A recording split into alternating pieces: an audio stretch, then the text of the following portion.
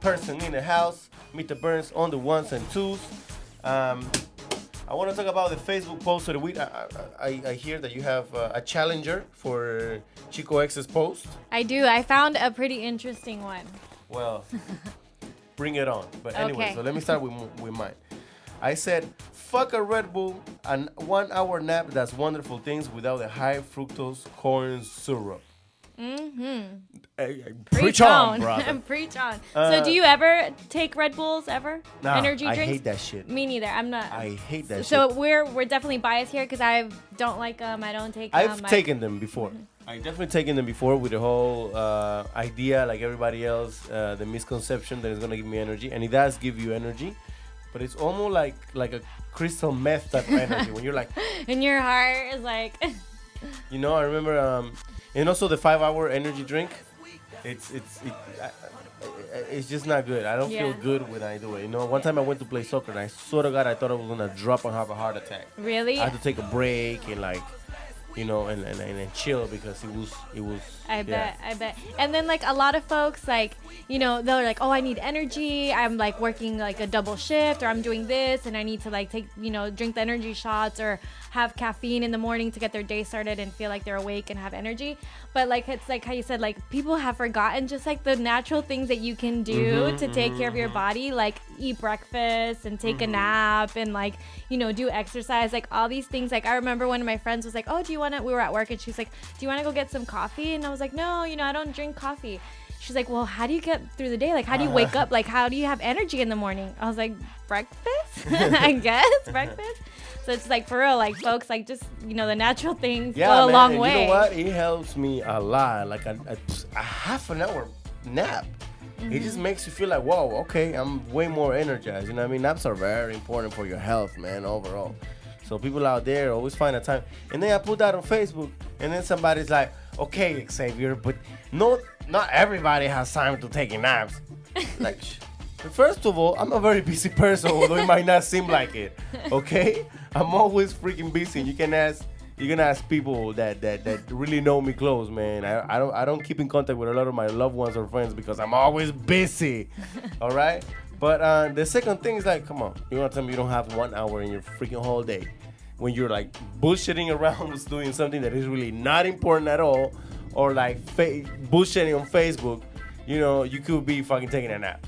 Yeah. You know, so don't give me that. I don't have time. 45 minutes is enough for a freaking nap. I take like 2 hour naps, but hey, that's me. Oh, mira, get right? for real. Not every day though. But not every day though. Not every day though. Probably I will say that once every like 2 days, I take, on average, I take like a 45-minute nap, you know. But sometimes I go 2 hours, you know, no shame. Sometimes only half an hour that I take a nap, but it helps, man. I'm just like, and other times I don't sleep, so that's a big misconception. That like people think that overnight. Yeah, I don't like the nap. Sometimes I don't sleep. It's just resting. It's just like closing your eyes and laying down, and that shit by itself helps you a lot. Yeah. So just a little advice for take everybody care of out your there. body. Yes. Now, do you wanna be good to your body? Now, after I gave my great, amazing pose, are you sure you wanna still come yeah, on let and me say just. yours? I just have to look for it on my phone because I didn't. Talk about being prepared. I was prepared. Yes, I thought we were gonna so do separate sections. You but know, I got it. the I got it. millions of people that watch it. Okay, I actually don't know this person personally. Like I just added this friend. You should ask her. If I can use it? Yeah. Oh, if you could say his name. You're not gonna say his name? Oh, I'm gonna say his name because if you put it out on the internet, it's okay, you put it out. Right. You know what I mean? It's public. Shout out to who? To Nelson Melgar. Shout out to Nelson Melgar. To Nelson Melgar. He put, I usually don't put my problems on here, meaning Facebook, ... And I'm still not going to. That's what being solid is all about. And I actually really liked it. You know, I put my little like. I didn't comment anything. I don't really know him, but I put my little like. You support. Yeah, I showed my support. I was like, preach on. And I feel like a lot of folks really overshare on Facebook. They put a lot. It's very dramatic things that they air out, and it's so like they're so emotional, and emotions are constantly changing. So one day you're like, oh my god, like I hate my man, and it's over, and like single night, and then like 2 days later, like checked in with my babe, and like we're like together, and like I love him more than ever, and you're like, really like everybody has to witness that. yeah, seriously. Yeah. Like it's super overly dramatic. Man, I done that though. I ain't gonna lie, though. Are you No. guilty of that? I'm guilty of that though. I'm guilty of that. I try to diffuse it as much as I can, but Yeah, anyways. I've seen your "I'm single for the night" post once in a while. Hell yeah. But talking about that, it's unfortunate, man. It's unfortunate because I feel like people a lot of times use Facebook as therapy. You know what I mean? It's very therapeutical to a lot of people. It can be just feeling like you have like a platform to state your opinion and like just let it out. A lot of times you have an epiphany and you're like, it's funny like the way that we've been like. The way that we socialize now, and you have an epiphany, and you're like, "Oh, should I have to put it on Facebook?" Like, exactly. it's not real until it's like on Facebook. It's like an affirmation. Until you get it out. I'm gonna say the role that Facebook plays in my life, is definitely to spread knowledge. Well, I don't want to put it like that, but basically to share some ideas, right? And debate and discuss and exchange ideas. Okay, that's the purpose that Facebook plays in my life. Is exchange of ideas. Yeah. That I like that. I like exchanging ideas. I like see what people think about this and think about that. I like be proven wrong. You know what I mean? I like learning new things.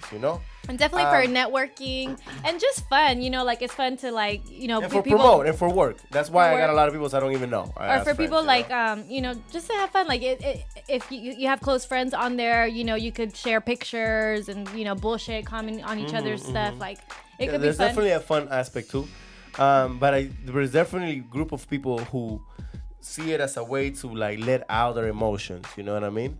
And to get attention. Yeah. There's two different, and I think that people that do this, they do the whole oh, I feel sad. Somebody come and help me. It's definitely for desperate to feel attention. Yeah. Something that I really despise is when people share the deaths of their of the loved ones.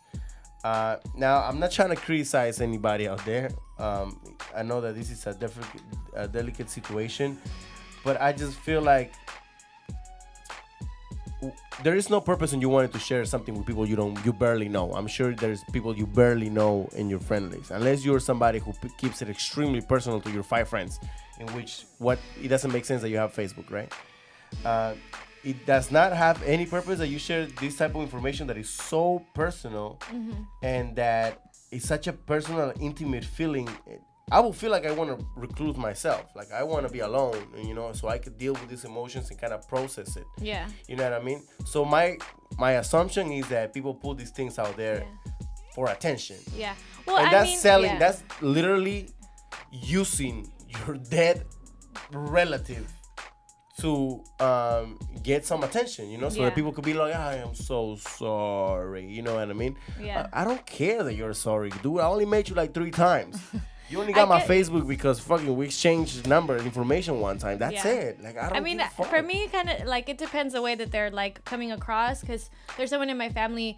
I have una prima from Mexico, and my aunt died. She passed away, and she wasn't on there oh my god, this happened, blah blah blah. But later on, obviously a lot of her friends were commenting on her Facebook and just giving her condolences. That's different. So she kind of went on there and was like, I just want to thank everyone who's supporting me through this process because that's it's been really completely difficult. understandable. Yeah, so I think it depends the way that you're using it, but you're right, they could definitely be, or maybe a rest in peace picture. That's completely understandable.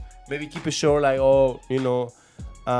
rest in peace, or I don't know, love your loved ones while you have them, or something like that along those lines, as long as it doesn't seem like you're desperate to get people condolences, you know what I mean? What do you think about that, Mr. Burns? I want to get an older